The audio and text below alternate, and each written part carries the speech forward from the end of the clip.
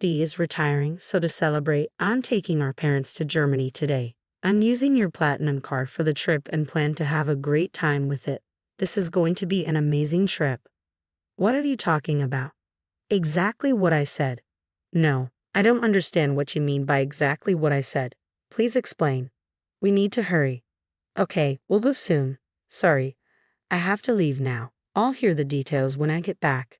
Just one thing. Does the credit card work? Huh? My unemployed husband Jeremy took my credit card to take our parents on a trip. I've tolerated a lot from Jeremy, but this seems like the perfect chance to teach him a lesson. When he comes back from the trip, he'll have some big regrets. I'm Maria, a 35-year-old company employee. After graduating from a top university, I got a job at a major company and have been doing well there. Even though I'm only 35, I earn enough to support Jeremy, who doesn't work, and a child if we had one. But we don't have kids yet, though we're thinking about it soon. With a good job and income, I should be happy in my married life, but I'm not. The idea of having a child is just a possibility, but Jeremy not working is real. I'm not hungry for dinner because I ate snacks. That's fine, but what about your job search? I didn't go for an interview today. I just stayed home looking at job websites. Jeremy quit his job a year ago and has been job hunting since. Actually, he's been working part-time but doesn't stay in any job for long. He starts a job, quits soon after, takes a break, and then looks for another part-time job. You're looking at part-time jobs again, aren't you? I'm looking at both full-time and part-time. Why don't you stop looking for part-time jobs and focus on finding a full-time position? I know, but everything has its own timing. I wish Jeremy would find a steady job, but he can't be pushed too hard. He quit his last job because he had a conflict with his boss over work policies.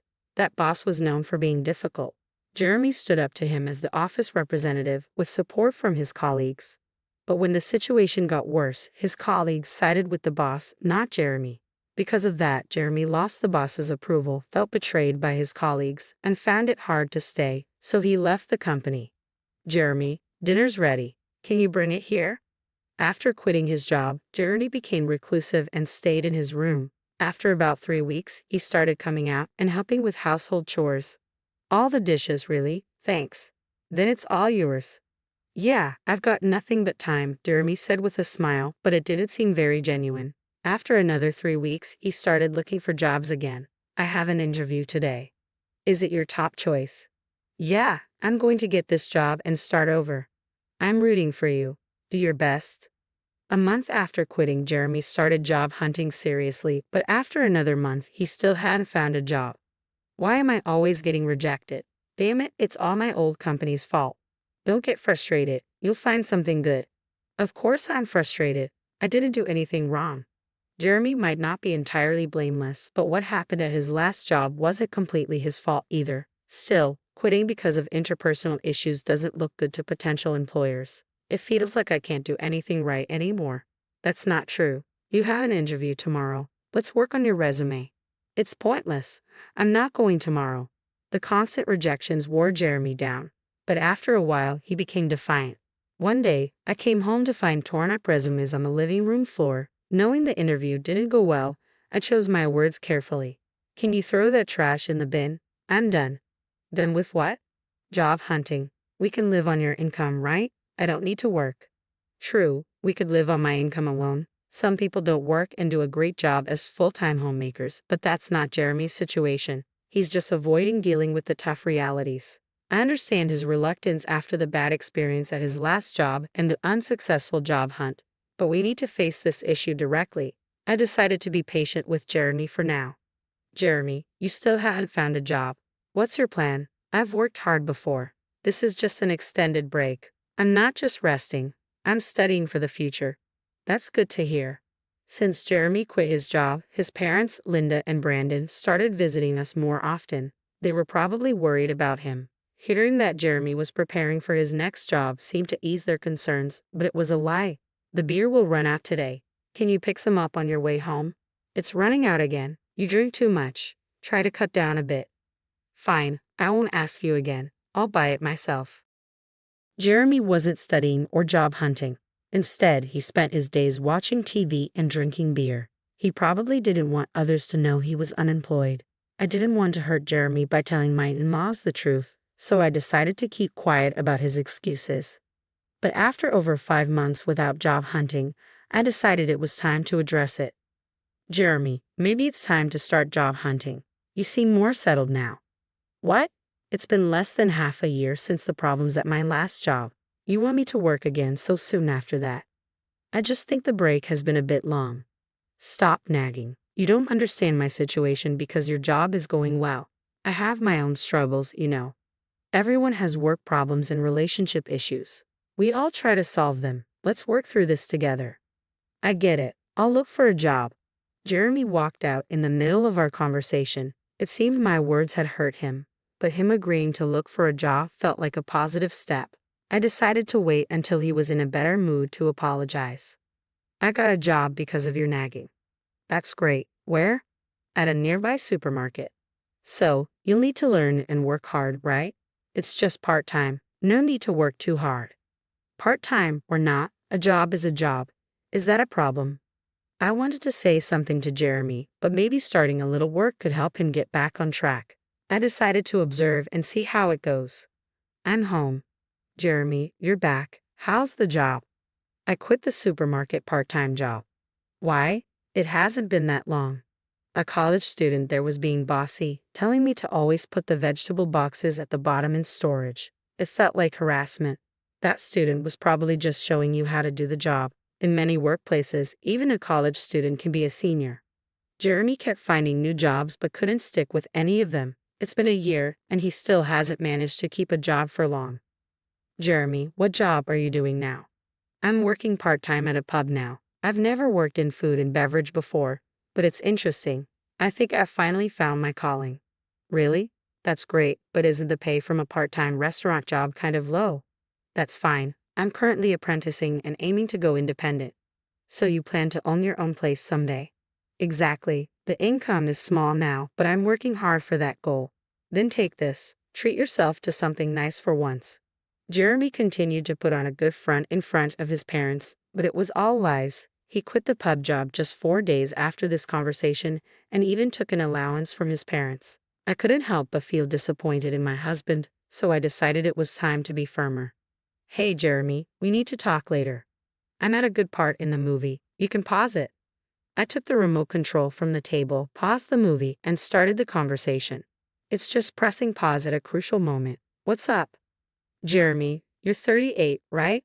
That's a prime working age. Don't you think about the future? Spending all day at home drinking and watching TV isn't a plan. The future? There are plenty of 38-year-olds who aren't working. Many people enjoy life without a job.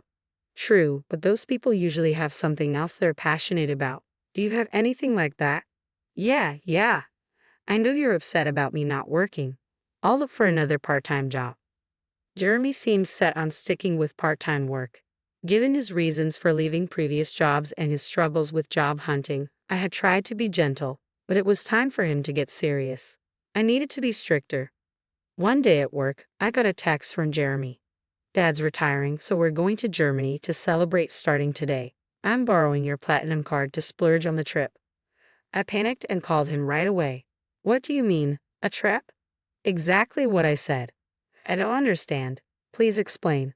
There are so many problems here. It's okay to celebrate Brandon's retirement, but he should have asked me before using my money and borrowing the credit card. It feels like stealing. And why am I paying for a trip to Germany that I'm not even going on? Jeremy was probably bragging to his parents, claiming the money was from his savings. The thought of it infuriated me, but one thing Jeremy said caught my attention. You mentioned borrowing a credit card. The one for our house? Yeah. Why do I have a platinum card? Some people think you need a high income for it, but that's not true.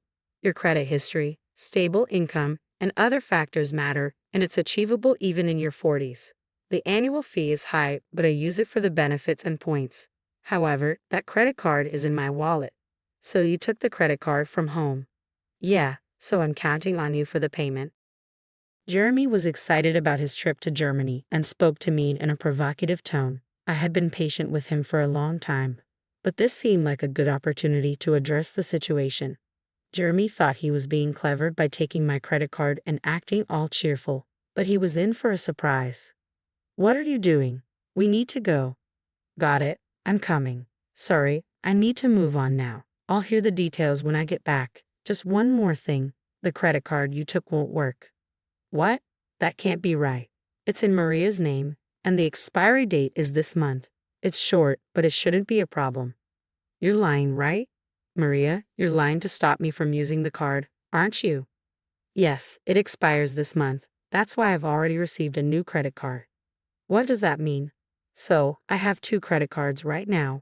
When a new one is activated, the old one sometimes stops working. I've already started using the new card, so the one you took won't work. You're kidding, right? You think I'm lying?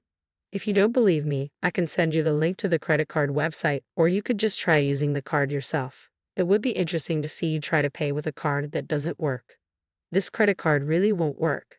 Hey, hurry up. I hear his parents calling him in the background, but Jeremy, realizing the card won't work, seems too flustered to pay them any attention. What should I do? I told them I'd pay for everything except the round-trip travel. Oh, so they covered the flight? Yes. Dad felt bad about having all the trip costs covered. What should I do? I'm about to take a cab, and I don't even have money for that. That's not my problem. You said you'd pay for everything except the flight. Using my credit card in the first place was wrong. Pay with your own money. How can I? I don't have any money. Exactly. Jeremy, you haven't been working seriously. It's your fault for trying to look good by taking your parents on a trip without having the money. I'm at work, so I have to hang up now. I just wanted to tell you about the credit card. Wait, I hung up and went back to work.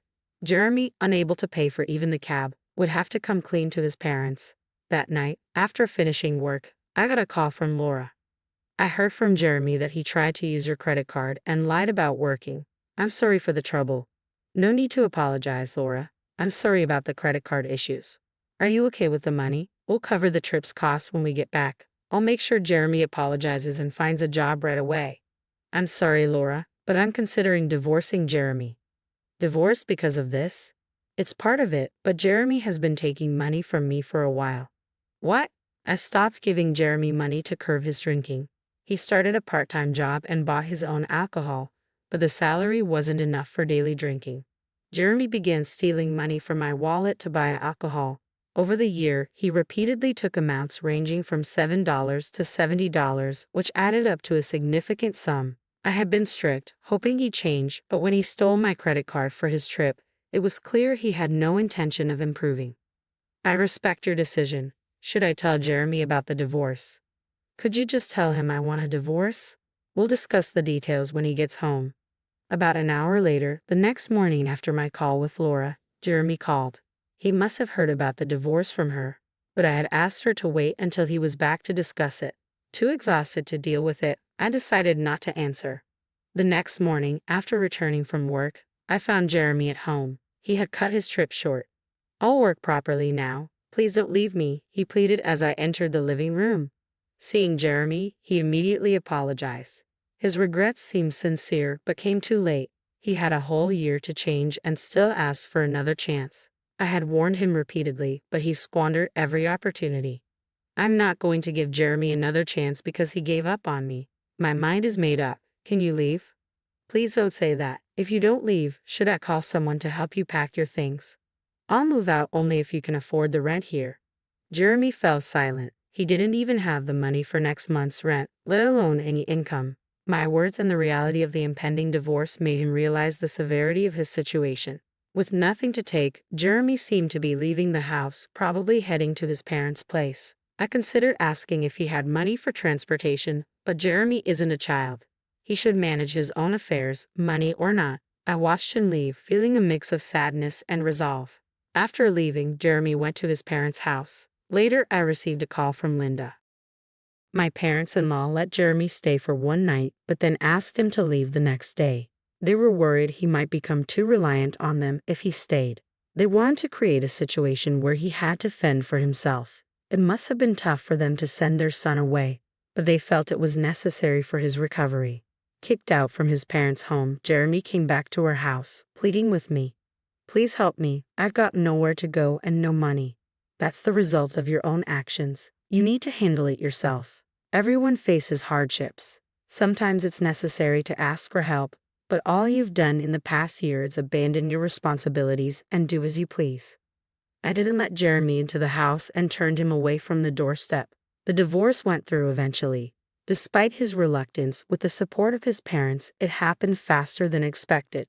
I don't know what happened to Jeremy after we split. He's probably still jumping from job to job and making excuses for himself. I used to think I'd feel lonely without Jeremy, but I was surprised to find that I didn't feel lonely at all. Instead, I felt a weight lifted off my shoulders.